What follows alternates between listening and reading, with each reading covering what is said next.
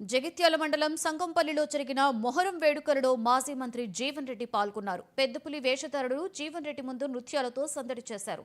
ఈ సందర్భంగా సంగంపల్లి గ్రామస్తులకు పులి వేషధారులకు జీవన్ రెడ్డి శుభాకాంక్షలు తెలిపారు.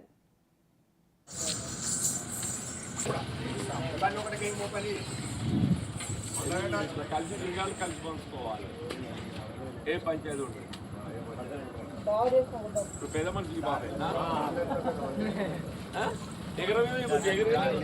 డెబ్బై ఎదురు